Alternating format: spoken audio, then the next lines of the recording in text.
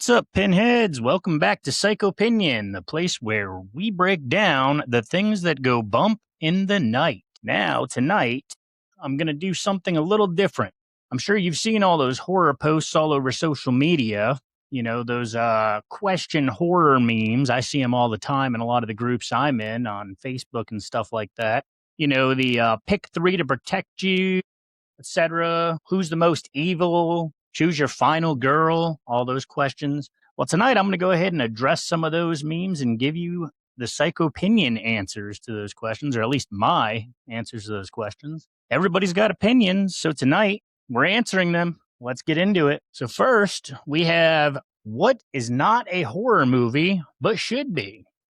Now, I looked over a lot of answers online, and honestly, I think that I would agree that probably the best answer to this is Willy Wonka and the Chocolate Factory. If you think about it, kids get invited somewhere weird, they're tested, they disappear one by one, and nobody leaves. That's not a kid's movie, that's a horror movie with better PR. It's literally the fine line between whimsical and horror. So I'm going to go with Willy Wonka, which was a popular choice by a lot of people, and I think it was a really good choice. There was some other ones, but I'm going to go with Willy Wonka. All right, next we've got, let's go ahead and all comment on and list a horror movie from A to Z, and I'll just go ahead and take care of that for you. Art the Clown, Babadook, Chucky, Damien, The Exorcist, Freddy, Ghostface, Hellraiser, It, Jason, Kyoko, Leatherface, Michael Nosferatu, Orphan, Pinhead, Quiet Place, Reagan, Sam, The Thing, Us, Valak, Wishmaster, X, Your Next, and Zodiac. Let me know if I missed your favorite because I already know somebody's mad. Next one we've got is revenge horror. So this one here is the best revenge horror of all time, and it can't be The Crow. Well, I don't think The Crow is the best revenge horror of all time, and honestly, I see The Crow more as an action movie than a horror myself anyway. So I'm going to go ahead and say that right away what comes to mind is I Spit on Your Grave. Very close second would be Last House on the Left. Now listen, this isn't a fun watch. It's uncomfortable. It's heavy. But that's why it works. You feel everything she goes through. So when it flips, lean in slightly. It doesn't feel cool. It feels earned. And I Spit on Your Grave has some of the best protagonist kills like ever. I mean, that movie is twisted and it's great. The remake was really good as well, in my opinion. Last House on the Left, it has the same thing going on. Those are both originally the 70s era horror, but they both had remakes. And good remakes. If you haven't seen the originals, check those out. If you haven't seen the remakes, check those out. Next one is Worst Childhood. So I've seen this one coming up a lot lately. And for this one, we have Andy from Chucky, Regan from Exorcist, Danny from The Shining, and Georgie from It. At first, you want to say Georgie because it's fast, it's brutal, it's unfair. But then you realize something. Georgie didn't really have a childhood. It was gone before it even started. So the real answer, to me, it's going to be Reagan because she lived through it. She had possession, loss of control, physical and mental torture, and she's aware enough to experience it. That's not just a bad childhood. That stays with you. I mean, if you've seen that movie, I mean, to come back from the things that happened to her, the things that she did to herself, the things that were done to her, I mean, you would have to, I don't know if you could ever be normal after that again. I mean, that's got to just be twisted. Sign of the Holy Cross of our Lord Jesus Christ, who lives and reigns with the Father and the Holy Spirit. Damien! You know, I mean, I don't know. If you feel differently, please comment below. You have to survive 20 minutes against an apocalypse with one final girl to receive $100 million. 20 minutes, $100 million. So first of all, your final girls are Sienna, Lori, Cass, and Sydney. We're picking Sydney. What's your favorite scary movie? Oh, come on, you know I don't watch that shit. Because really, why not? She's smart, she adapts, she's done this before. Not the apocalypse, but she's, let's be honest. It's she's had probably, you know, the most array of killers. The rest of them were kind of, one killer. So she's got that going for her. She's had a lot more to go up against, even though the other ones, the killers were probably, supernatural and whatnot. But I mean, if seven movies of killers can't take this woman out, she's got to be good for something. But we're probably not making it to 20 minutes because she's the final girl for a reason. I mean, we're not going to be the final couple. That never happens. Well, not usually or typically happens. And, we're probably not going to be the final guy. So I'm going to say we're not going to make it to 20 minutes. And also, what are we doing with this money after the apocalypse? I mean, pretty much going to be only good for starting fires at that point. I mean, I don't know. Kind of a dumb question. This one is kind of stupid. If Jason Voorhees drowned as a child, why does he kill people as an adult? Okay. All right. Real question. If Jason drowned as a kid, why is he out here killing people as an adult? Because at some point, Jason stopped being human. He became something else, a legend, and in horror, legends don't stay dead. Plus, I mean, it'd be really weird if he was running around as like the deformed kid trying to kill people. I don't think that would be as intimidating. We definitely need a big, scary guy. That's an interesting question, but I'm going to go ahead and say it's because he stopped being human and he grew into something else. And it just works better for a horror movie. Quite honestly, I think it's as simple as that. Okay, you big hunk of a man, come and get me.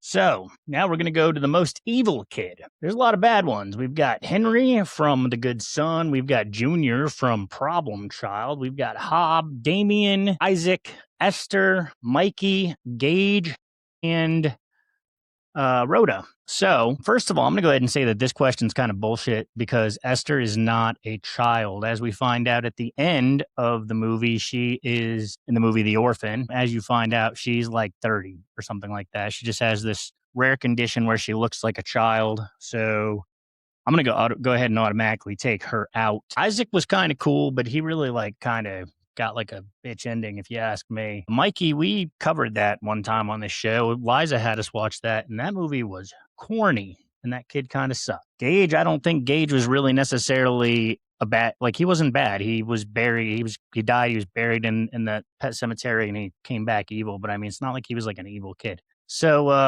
I don't even think it's close. I think it's going to be Damien, because he's not reacting to anything. He is the problem. Born into it, meant for it. That's a different level. He's the Antichrist. I mean, how do you beat that?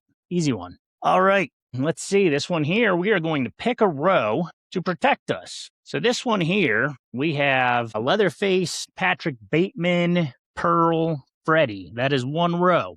The next row, we have Michael Myers, the vampire girl from the vampire ballerina girl. And let's see here, we've got Otis and Kevin from Split. Then we've got Jason Voorhees, Megan, Art the Clown, and Reagan. So I'm going to go ahead and say that we're going to go with row 2 on this one. Michael Myers, the vampire ballerina, Otis, and Kevin from Split. It's unstoppable, chaotic, unpredictable, supernatural. It's got balance. I'm going to go with row 2 because it's got balance. It's a nice balanced row. If you'd go with a different row, please comment. All right, so we're going to pick 3 now. This is one I see all the time, and it's always got different people going on. But this one here is we're going to pick 3 to protect us, and the rest will try to kill us. So in this one, we've got Michael Myers, Jason Voorhees, Ghostface, Chucky, Benny, Pinhead, Pennywise, Freddy, and the Terminator. So this one here, we're going to go with Freddy, Pinhead, and Terminator, I'm going to say. And I would say that's, we can control dreams. We've got hell on our side. And Terminator is just an unstoppable force, man. I think the Terminator would wreck Michael Myers, Jason Voorhees. I mean, Ghostface is just a dude. Chucky, Chucky's gone. And he ain't shit to the Terminator. Pennywise is probably the only real threat out of all of that. And I mean, none of the guys that I picked are going to be afraid of him, being that he gets a lot of his power from fear. I'm not too worried about it. I don't think Pennywise is really going to screw with us. I think he'd rather be dragging kids into the sewers and shit. So I'm going to go with that. I'm going to say that that's going to be the crew. So let's see. Now we move on to, this is another very common one here. We've got choosing a final girl. And if we're not choosing them for survival and we're just picking our favorite, I'm going to say out of this list, Grace. I don't know if you've ever seen that movie Ready or Not, but Grace is amazing. She is a badass chick. And I don't know, she's also very, very attractive, in my opinion. But beyond that, she adapts, she evolves, she earns it. But if we're going off the board, you know that I'm always going to go with Erin, good old Jessica Biel from Texas Chainsaw 2003. She's going to be the answer if I have a choice every time because she was, in my opinion, just the most stunning final girl ever. You can't take your eyes off of that girl in that movie. She is phenomenal. So we'll just do a couple of more real quick here. And this one here is what's the first movie that comes to mind when you see this man? I know that a lot of people out there are probably like Scooby Doo. I never really saw the Scooby Doos, to be honest with you. I don't know. They just I just missed them, I guess. 13 Ghosts is probably where I'm going to go. And if we're going non horror, SLC Punk. Those are probably two of the movies that I enjoy him the most in. Of course, he was the best part. Him and Skeet Ulrich were definitely the best part of the first Scream and probably the Scream franchise as a total, if you really want my honest opinion on it. 13 Ghosts, that's going to be my answer for that. This one here, would you rather? No, that's it. Let's see, we've got another one here. What's a movie you refuse to rewatch? Now, I'm not really sure if you could count that as a horror, but I have a really hard time rewatching Requiem for a Dream. I mean, that movie, like, it's so well done. It's amazing. It like causes me anxiety when I watch it. I don't know. That movie I feel like it's kind of horror, man. I mean, it really kind of freaks me out, but it's just the way it was done. It was just such a well done movie. It's hard for me to watch, not because it's boring. I mean, I think it's a great movie. It just causes me to have anxiety, man. What are you doing? Get away from me! Ready, Mrs. Goldfarb? Ready for what? 3, 2.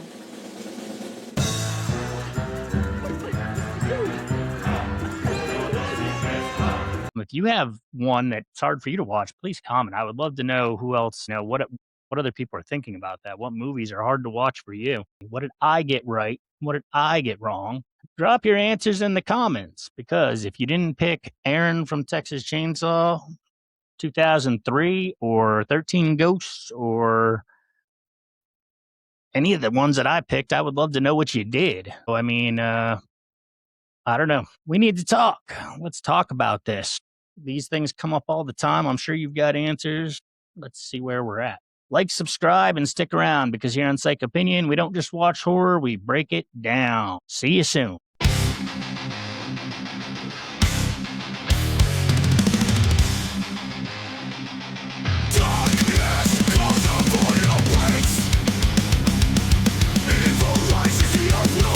I want to play a game. You're at Walmart and buy 3 items. The goal is to make the cashier as uncomfortable as possible. What do you buy?